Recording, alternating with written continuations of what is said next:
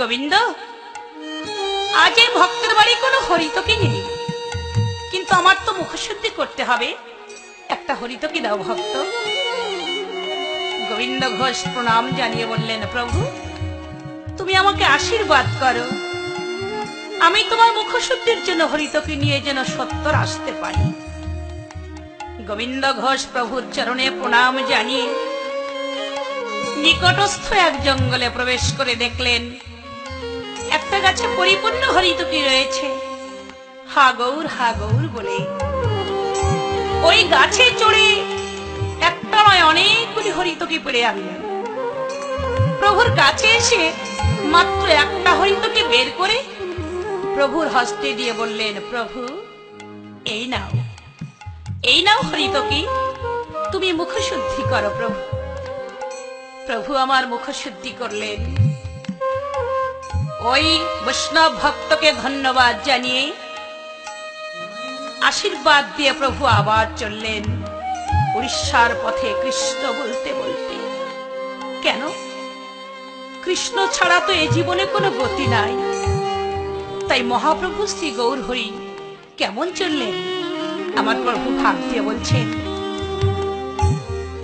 কৃষ্ণ কেশব কৃষ্ণ কেশব কৃষ্ণ কেশব ত্রাহিমা, রাম রাঘব রাম রাঘব রাম রাঘব রাম। কৃষ্ণ কেশব কৃষ্ণ কেশব কৃষ্ণ কেশব ত্রাহিমা, রাম রাঘব রাম রাঘব রাম রাঘব রাম। কৃষ্ণ দেখা দাও, কৃষ্ণ কোথায়? কৃষ্ণ তুমি ছাড়া তো আমার আর কিছুই ভালো লাগে না। কৃষ্ণ পথে এক বৈষ্ণব এসে প্রভুর চরণ জড়িয়ে ধরে বললেন, প্রভু যোগে যোগ যোগ ধরে সাধনা করে তোমার চরণ পাই না প্রভু, এ চরণ যবে পেয়েছি আজ ছাড়বো না প্রভু। তুমি আমার ভাঙা কুড়ে ঘরে চলো প্রভু, একটু চরণ ধুলি দেবে। প্রভু আমার ভক্ত বাড়িতে উপস্থিত হলেন, হরিনাম কীর্তনে মেতে রইলেন। প্রিয় ভক্ত গোবিন্দ প্রভুর জন্য মনের সুখে সেবার রন্ধন করলেন। কারণ মহাপ্রভু শ্রী গৌর হরি একমাত্র গোবিন্দ ঘোষ ঠাকুরের হাতের রান্না ছাড়া কারো হাতে রান্নার সেবা করে তৃপ্তি লাভ করতেন না।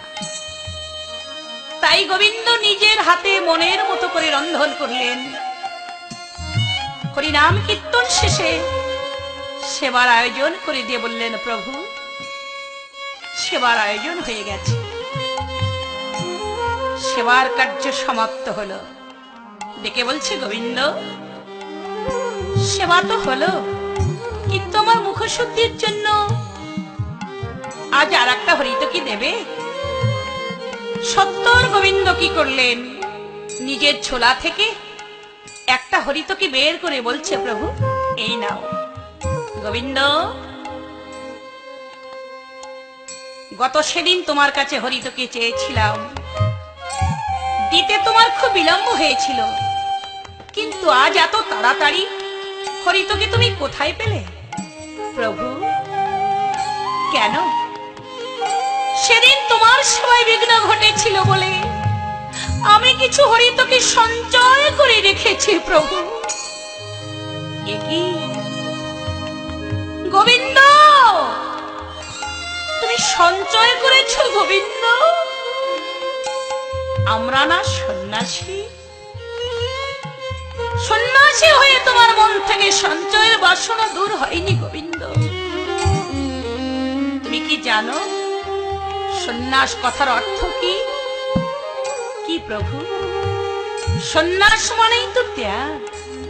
সব কিছু ত্যাগ করে আমরা এসেছি একমাত্র হরিনাম সম্বল করে কৃষ্ণকে পাবো বলে। কিন্তু গোবিন্দ তোমার মন থেকে সঞ্চয়ের বাসনা, কামনার বাসনা দূর হয়নি। চলে যাও, চলে যাও তুমি গোবিন্দ, চলে যাও। তোমার ওই মুখ আমি আর দর্শন করতে চাই না গোবিন্দ। প্রভু এ তুমি কি বলছো? প্রভু আমাকে তুমি চলে যেতে বলছো? কেন প্রভু? আমি তো কোনোদিন জানি না সঞ্চয় করা অপরাধ, আর সেও তো করেছি তোমার জন্য। মহাপ্রভু বলছে, গোবিন্দ, আমার জন্য হোক আর যার জন্য হোক, আমি জীবকে তো কোনোদিন সঞ্চয় করতে শিখাইনি। যতটুকু তোমার প্রয়োজন ততটুকুই তুমি রাখবে, কিন্তু সঞ্চয় করা যে বড় অপরাধ, বড় অন্যায়। তারপরে আমরা সন্ন্যাস ধর্ম গ্রহণ করেছি। চলে যাও, চলে যাও তুমি। তোমার ওই মুখ আমি আর দর্শন করতে চাই না গোবিন্দ, তুমি চলে যাও। প্রভু, আমাকে ক্ষমা করে দাও প্রভু। আমি ভুল করে যে অন্যায় করেছি, যে অপরাধ করেছি, জীবনে আর এমন ভুল কোনোদিন আমার হবে না প্রভু। আমি যে তোমার চরণের কাঙাল, আমি যে তোমার চরণ সেবার কাঙাল প্রভু। জগতে আর কিছু আমি চাই না। তুমি আমার সব কিছু কেড়ে নাও প্রভু, কিন্তু আমার চরণ সেবা থেকে তুমি আমাকে বঞ্চিত করো না। ক্ষমা করো ওগো দয়াল,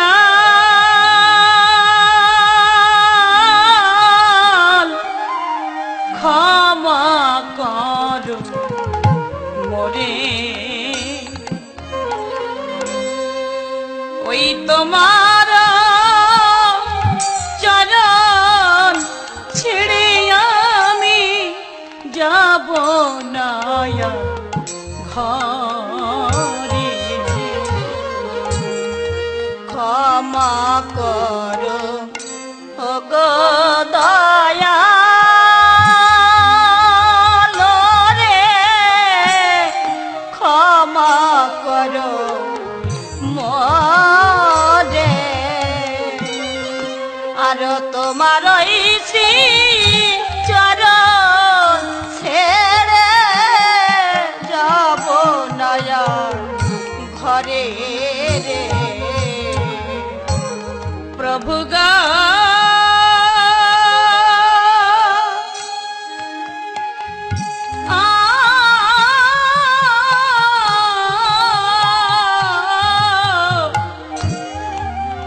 প্রভু গো,